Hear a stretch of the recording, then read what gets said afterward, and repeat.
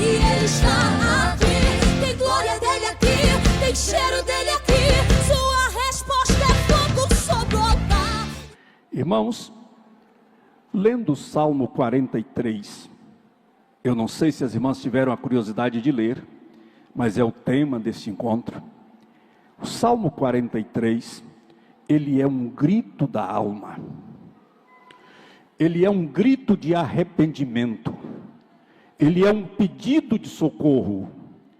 Ele é a aflição de alguém que se encontra distante de Deus, com desejo de se aproximar outra vez. E ele trata de duas coisas muito importantes na vida de um crente. A primeira é o altar. A segunda é a alegria. Bendito seja o Senhor.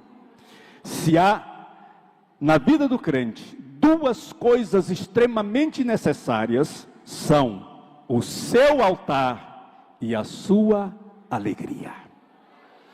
Bendito seja Deus. Altar está vastamente explorado nas páginas da Escritura. Só no livro do Gênesis, nós encontramos 8 altares erigidos por homens de Deus. O primeiro homem a erigir um altar foi Noé. Erigiu um altar no Monte Ararat. Ararat significa maldição invertida. Dá para entender isso? Como é que alguém pode inverter uma maldição? Só Deus, não é verdade? Então, Monte Ararat, a palavra Ararat significa maldição invertida.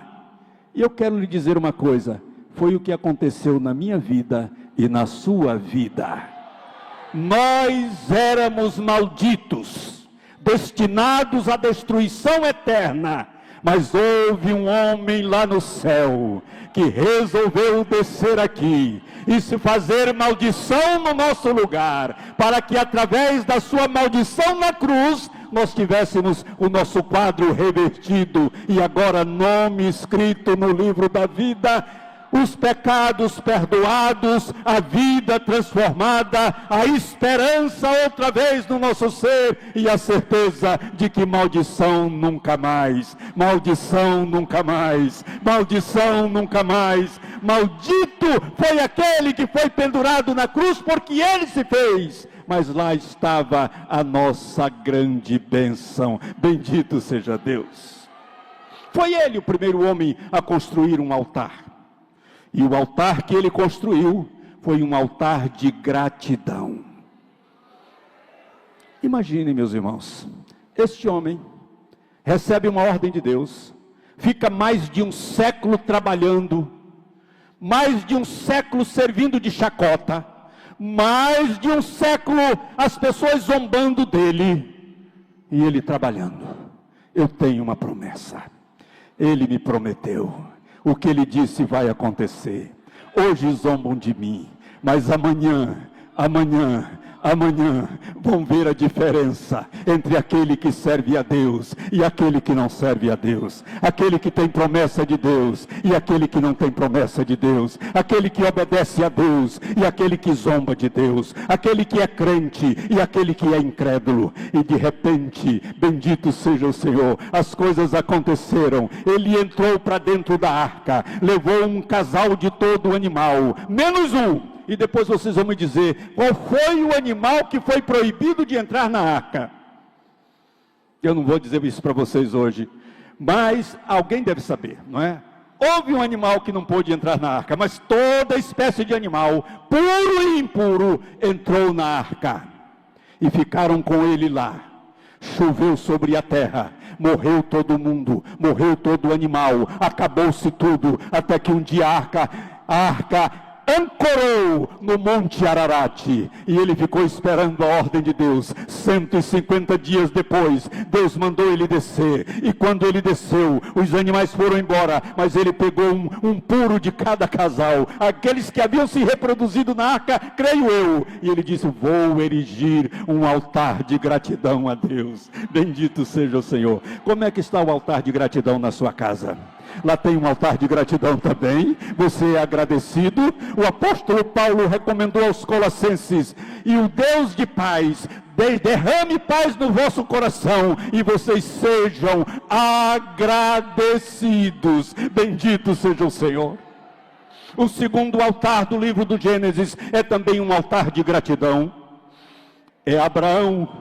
Quando ele chega na terra de Canaã, depois de passar por todo um processo, sofrer, ele chega com a família incompleta, mas ele vai e ele chega a Canaã. E quando ele chega a Canaã, ele entra pela terra de Canaã, chega a um lugar chamado Siquém. Siquém significa lugar de figos, lugar de doçura, lugar de delícias, lugar onde a pessoa pode descansar. E ele então ali erigiu um altar de gratidão a Deus. Bendito seja o Senhor. Ficou só do altar de gratidão? Não. Ele ali cultuou a Deus, ele invocou o nome do Senhor, ele agradeceu a Deus e ele começou a percorrer a terra. A próxima parada, ele parou e fez um altar agora de adoração. Bendito seja Deus. Onde tem altar de gratidão, precisa necessariamente ter altar de adoração. A gratidão é importante, a adoração é importantíssima, e é tão importante que Abraão, ele parou uma vez única no altar da gratidão, mas no altar da adoração ele para duas vezes. A primeira quando ele erige o altar, e a segunda quando ele volta do Egito. Porque, irmãos, quem está em pé, cuidado não caia. O Egito está aí, e Abraão foi para o Egito. Lá ele sofreu, ele chorou, ele gemeu, quase perdeu a esposa, quase perdeu a sua vida, mas quando ele voltou, ele disse: preciso adorar, porque este Deus permitiu que eu fosse, mas me trouxe de volta e me deu vida abundante. Eu adoro o nome dele, porque tenho vida nele. Bendito seja Deus. Aleluia.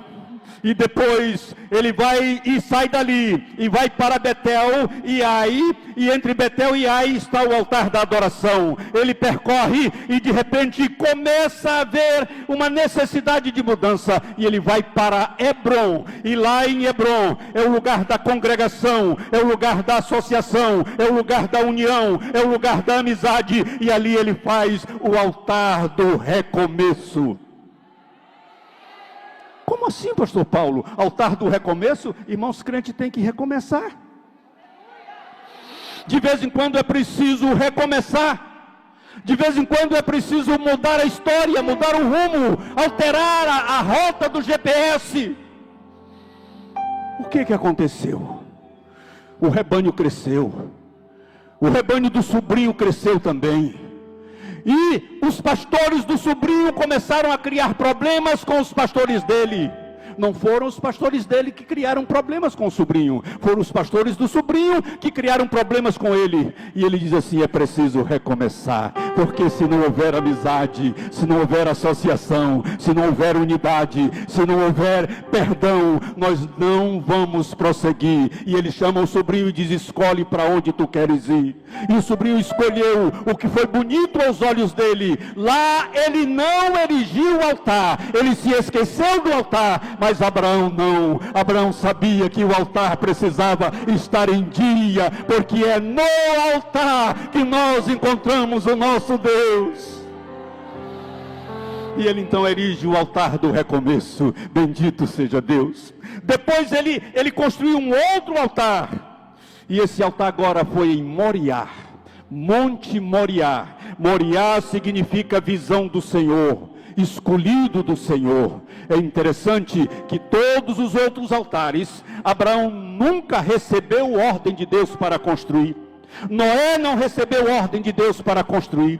Isso estava dentro deles. Era uma necessidade como crente, era uma necessidade como servo, era uma necessidade como homem de Deus. Agora Deus recomenda: agora eu quero que você erija um altar a mim. e o cordeiro é o teu filho, e o lugar é Moriá. E ele não titubeou, pegou o seu filho de madrugada e foi embora para Moriá, e lá ele oferece o seu filho para Deus em sacrifício. Irmãos, às vezes Deus quer exigir de nós uma coisa que nós não queremos abrir mão. Deus quer uma coisa de nós que nós amamos muito, uma coisa de nós que vai ferir o nosso coração, mas se Deus pedir, entregue. O altar da entrega é a escolha de Deus. Se Deus exigir, entrega. Se Deus exigir, vai. Se Deus exigir, levanta. Se Deus exigir, caminha. Se Deus exigir, põe a lenha nas costas do filho. Se Deus exigir, deixe os jumentos com os criados, mas não abra mão daquilo que Deus está exigindo. Ele poderia muito bem deixar o filho tomando conta dos jumentos, mas filho de rei, filho de príncipe, não é para cuidar de jumentos. Filho de príncipe é para adorar o Rei dos Reis e Senhor dos Senhores. Entrega o que Deus está exigindo de você. Deus escolhe o cordeiro para o holocausto. Deus é o dono da oferta para o holocausto. E Ele está escolhendo, e às vezes a gente não quer entregar. Porque a maioria das vezes, o que Deus escolhe está na nossa mão, está no nosso domínio. Está na nossa, eu diria até que está na nossa, está ali dentro de nós. E se Deus exigir, entrega, porque é preciso ter altar de adoração, é preciso ter altar de gratidão, é preciso ter altar de recomeço, mas é também preciso ter altar de entrega na tua vida. Aleluia, aleluia, aleluia. Então Abraão constrói 4 altares. Um deles ele adora 2 vezes, outros uma única vez. Já Isaac constrói um único altar em toda a sua vida. Que felicidade. Há pessoas que se entregam a Jesus e não precisam mais de remendo, não precisam mais de recomeço, não precisam mais de outras coisas. O seu altar está sempre em dias, é único, mas é de Deus, é único, mas é de adoração, é único, mas é de gratidão, é único, mas é de entrega, é único, mas é o Senhor quem comanda. Aleluia, aleluia. Jacó erigiu 2 altares e uma coluna, porque quando ele ia correndo, escondido, com medo, ele dorme no deserto. Faz de uma pedra o seu travesseiro. De noite Deus fala com ele. E ele vê a visão de Deus, e quando ele acorda, ele diz: este lugar não é outro lugar, senão a casa de Deus e a porta da salvação. Pega aquela pedra, unge com óleo. Irmãos, eu tenho muito medo às vezes de pregar determinadas verdades do Evangelho, porque há pessoas que confundem essas verdades. Eu não estou dizendo que é para nós andar ungindo pedra. Não, isso foi uma única vez. Isso foi ele, Deus e Jacó. Deus e eu, Deus e você é outra coisa. Eu quero também fazer um esclarecimento, abrir aqui um parêntese. Os irmãos estão vendo esse elemento aqui. Isso aqui é um símbolo da Arca da Aliança. É um elemento judaico. Isso aqui é um símbolo do candelabro de ouro. É um símbolo judaico. Isso não faz parte do nosso culto.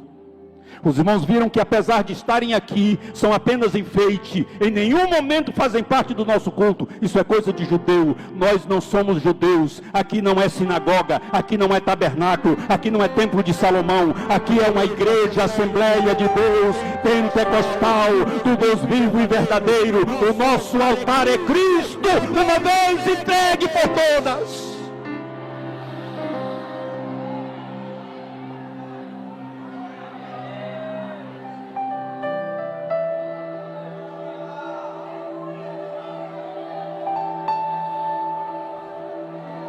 Eu não preciso fazer um altar de pedras aqui.